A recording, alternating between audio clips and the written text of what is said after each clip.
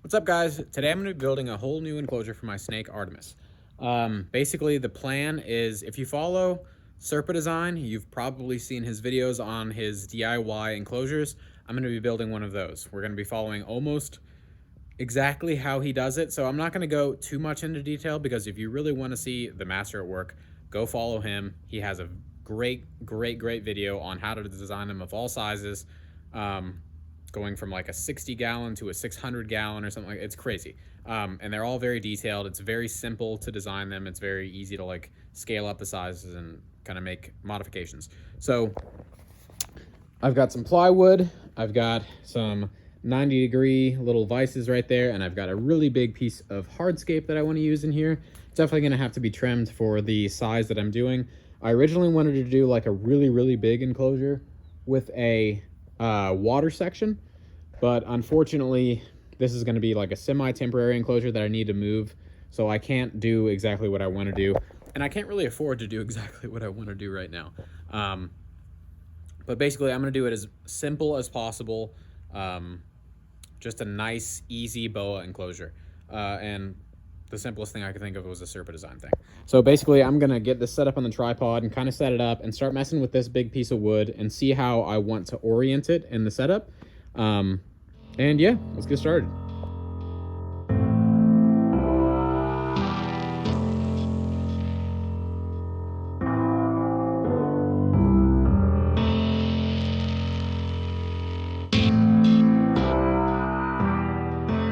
All right, so obviously this is a very big piece, and it's just barely like slightly too big for this enclosure.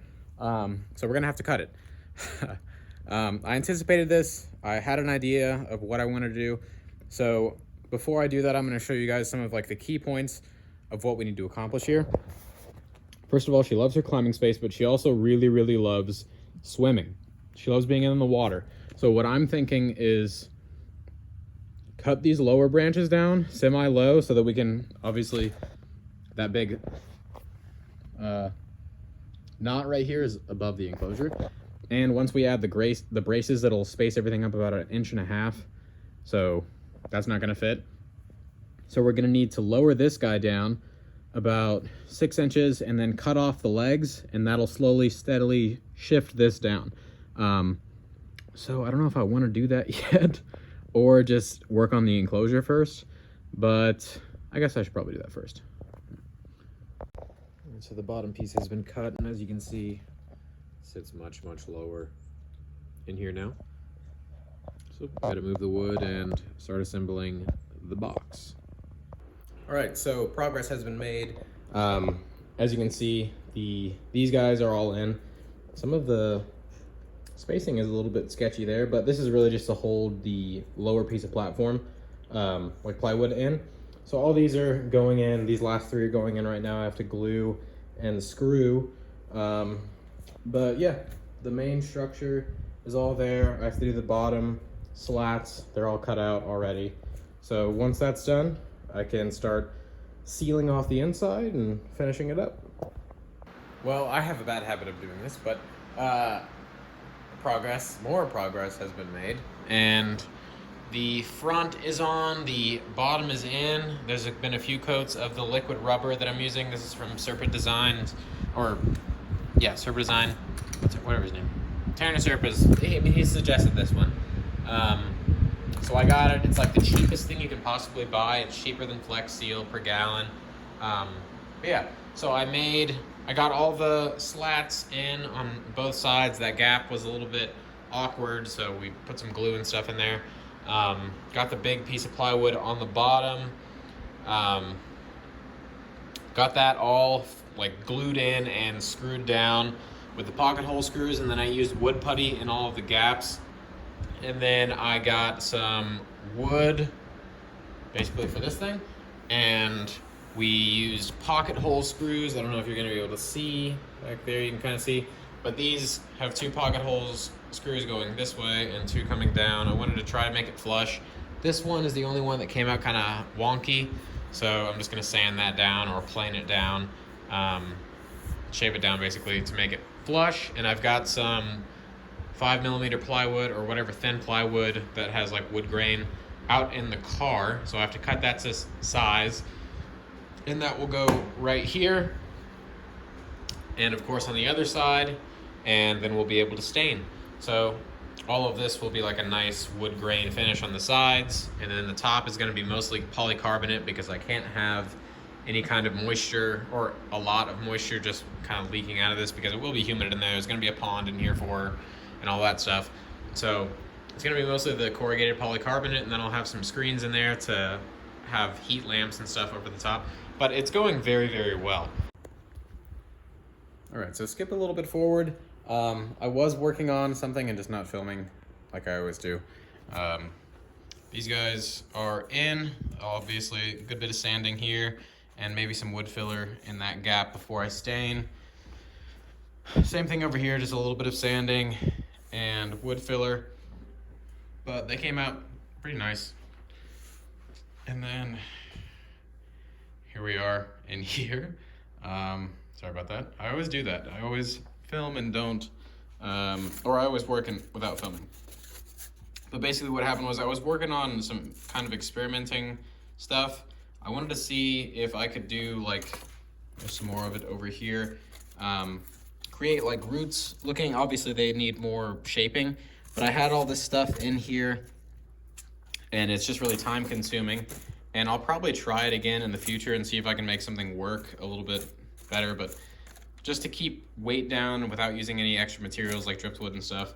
The concept here was basically adding plants to the background without using pots, because if I had just these little gaps in here, I could jam sphagnum moss in between here and plant something in there.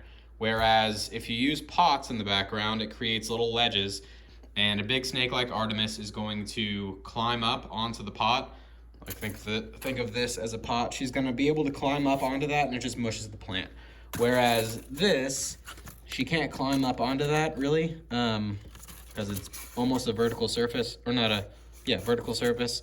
And then the plants would just be kind of jammed into the spots back there. But basically what happened was, I fed her the other day and I'm just really hating her tub setup. And I decided that I just want to get this done as soon as possible, and I need to stop trying to do weird experimental stuff and make it some kind of special, unique thing. I just need to build the Viv. And so that's where I'm at, basically. So I've roughed out most of what I want to do here. Just, you know, it looks like a tree or something, and then this is her pond that obviously I need to take out all this stuff and toss it.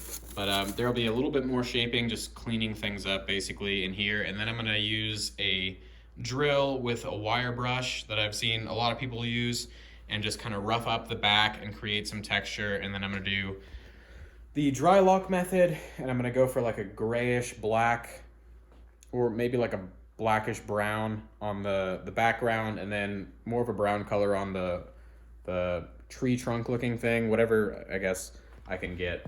But I want to have it done as soon as I can. So the next step is obviously sanding the outside, getting the glass and the glass like runner thing, or whatever they're called. I can't even remember the name, but it doesn't matter. The things that allow you to put glass tracks. I need to get the glass tracks. I need to prep the outside for sanding and staining and doing all that stuff. I need to get that done. I need to get this all dry locked and washed out.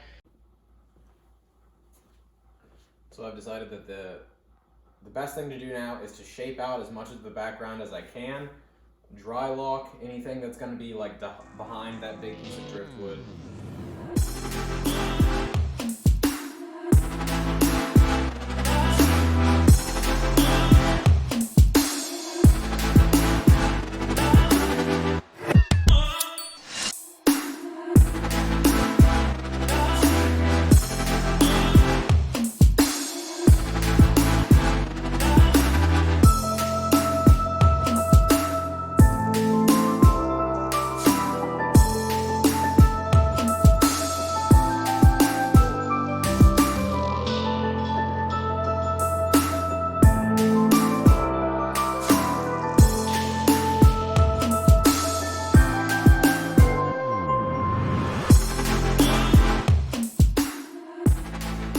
that did not go according to plan.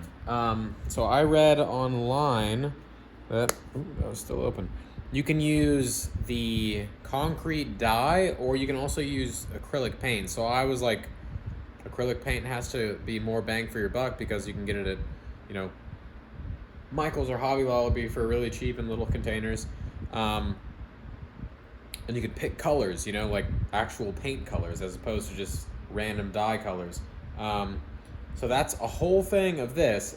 It was slightly open when I got it, but a whole thing of this, and then like 16 ounces, maybe 12 ounces of dry lock. Did not get us very far in terms of color. Let me show you. So I've read that it dries much darker than it is laid on, but this is still just, that's gray, not black. I need a black base coat is the plan. And then I have this color, which is, I forgot what it was called, coffee bean. And then I have another one down here that is raw umber. And so these are like the brownish colorations that I wanted to use on the wood and a little bit of the background and kind of like sprinkle it in. But it's looking like I'm gonna need a lot of it. So I'm gonna look into using the dye and see if the dye gives a deeper coloration to the dry lock. And yeah, we'll see how that goes, but that'll be a project for tomorrow. Yeah.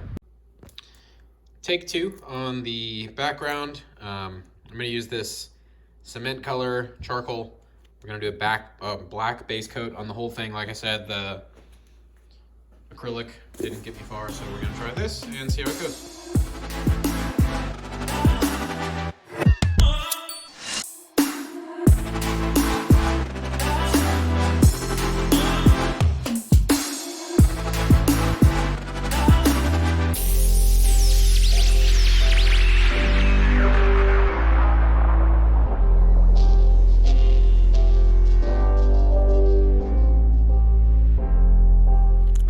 Coat is done of dry lock. One of the side pieces is in place, but we're at the point where, as you can tell, I'm outside. We're hosing off the dry lock with the jet setting on the hose. So basically, from what I've heard, I've never used dry lock before, but once it cures, there's this like residue on the outside of the dry lock, and it inhibits plant growth. So the plants just won't attach to the background unless you hose it off. So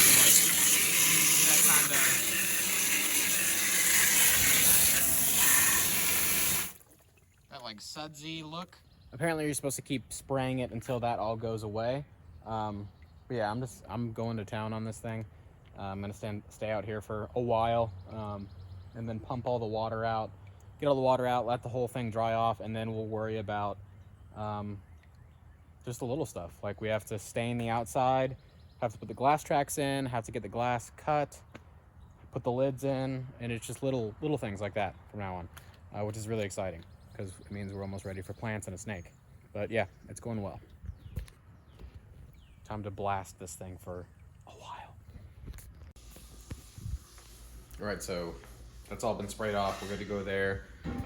The glass tracks are in, as you can see. You can only order these in 4-foot sections, so I had to do a 4-foot section and then cut these guys down to the correct size and fit those in. I put them in with, just this contact cement. That's what Serpa used, I think. And the glass is ordered. I ordered that glass to be cut by this local business, so that should be ready in a couple days. So next up is I'm gonna cut the lids.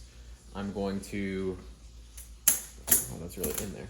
I'm gonna put the screen in the screen frame section, and then I'm just gonna stain the outside, and that'll be pretty much it. Then we're just waiting on glass.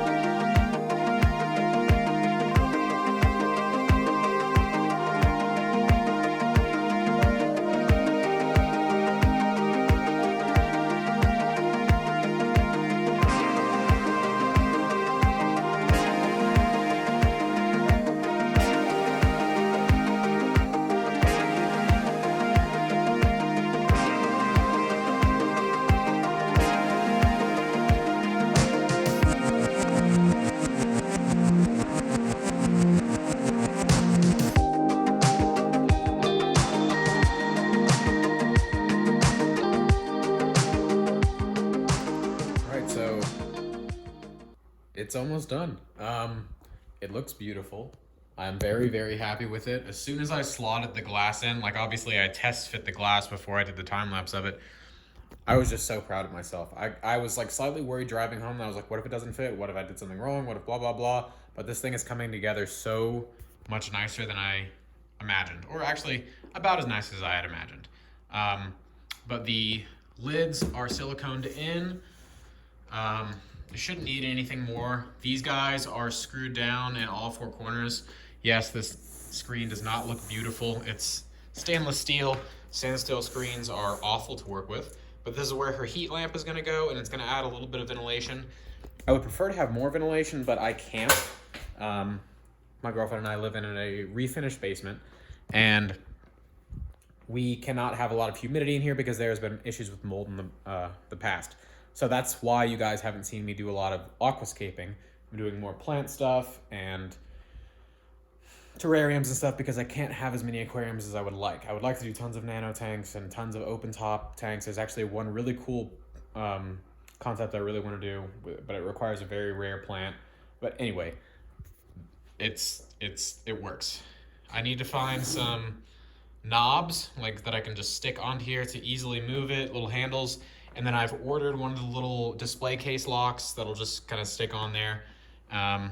Obviously I can't put her in here until the silicone on top is cured and then I have the display case lock, but that doesn't mean I can't plant the thing. So I'm gonna start, I gotta go to the store really quick to grab some charcoal, and I'm gonna mix up some soil and get to work.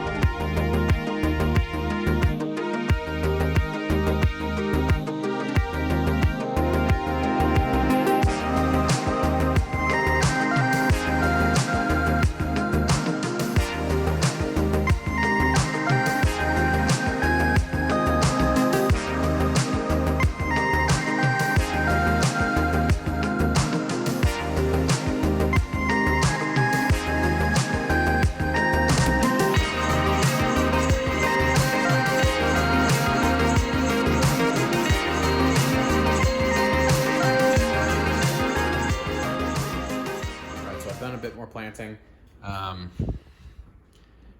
Philodendron Dark Lord, these are the false Aurelias. I moved the burley marks in the back.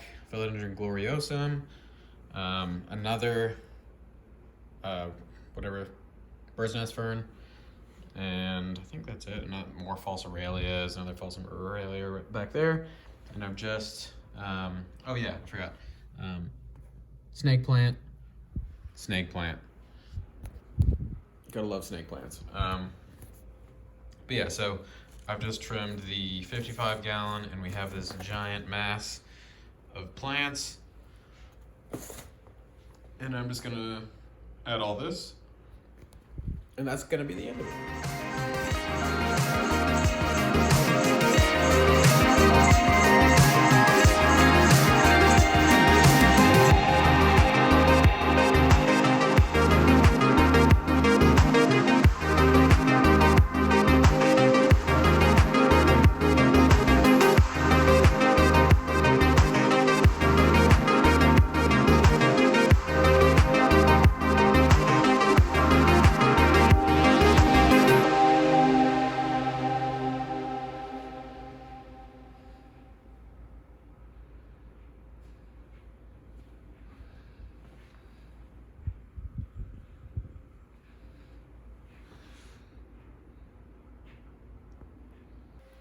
Well, you saw what it looks like after it was planted. I'd like to show you guys what it looks like a few days, more than a few days, a week or two afterward. So, as you can see, much less dense in some of these areas. This is kind of just how it goes. When you have a big constrictor like this, they're heavy. They don't really understand how heavy they are. So they kind of mush stuff. Wherever they go, they'll just be like, the most frustrating part is you'll look at the scape and be like, okay, I think I've got this plant somewhere where she won't mush it. And then for a few days, she leaves it alone. She has no interest in going there. And then one night or one day or whatever, you come out and she's just laying up against like the back of the tank or something like that for no reason. She's not accomplishing anything and just mushing all of those plants that she hadn't mushed yet. So I'm just gonna give you guys a little bit of a look through. So this did not look like that. There used to be a lot more burly marks over there. It's starting to adjust, so hopefully it'll start to grow leaves. 3 out of the 4 leaves from the Gloriosum are dead, but if you scooch this way, you can see, no, you might not be able to see. Yeah, there's a leaf spike. So that's coming in. Hopefully it actually grows. The Aglaonemas, the really narrow Aglaonemas, you can't even see the one back there. You can kind of see the leaf there. She's mushed all of those. She's mushed all of these guys. She's mushed all the Pileas over here, whatever that was. Micans looks okay. Some of the Adansonii over here looks okay. The Jasmine looks okay, but that's new. So I added Jasmine and the Creeping Fig. There's that in a few different spots. Over here, a lot of this is untouched. This guy kept getting mushed, so I moved it slightly down. Tyler. Sorry about that. The Geo was getting kind of mushed, so I pulled it out away from that stump, so give it a little bit more soil. Over here, starting to spread. That guy's all right. There was a Micans over here. This is obviously underneath the heat lamp, so things don't really last terribly long unless they're suited to the heat. So they can get adjusted, but yeah. She's just chilling in her pond. You can kind of see her head right there. Got a little bit of die-off from this bird's nest fern because it's mounted on the background. This one's doing great. But I just wanted to give you guys an idea of what an actual enclosure looks like with a boa, like a heavily planted enclosure looks like after a few days or after a week or so with a big snake like this. They're very destructive. They ruin all your hard work. They don't appreciate anything. But it's a constant battle to kind of add plants and figure out which plants do and don't work. I've had great success with parlor palms. There's one behind me up there that literally gets almost no light, but it's very big. So I may go through and replant this, but I really wanted to have larger species of philodendrons and stuff like that, and monsteras in here, and just big leaves, but obviously the only things that I can grow are the things that she'll allow. But yeah, it's going really well. She is enjoying it very well. She spends most of her time basking during the day, kind of stretching out along this big branch. This is her hide that she's kind of made. The idea was I wanted to have some kind of plant growth kind of covering off this area so that was more secure for her. But she spends a lot of her time under there with her head sticking out in these little areas. It's bioactive. I added powder orange isopods, 15 of them or something like that. There are springtails in here, so it's a fully bioactive enclosure. And she's doing really well. But yeah, that's really pretty much it. The enclosure's done. Snake's in there. She's very happy. It went really well. I'm a big fan of Serpa's design, and it worked.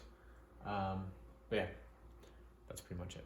Thank you guys so much for watching. Don't forget to like and subscribe, and hopefully I'll see you guys next time.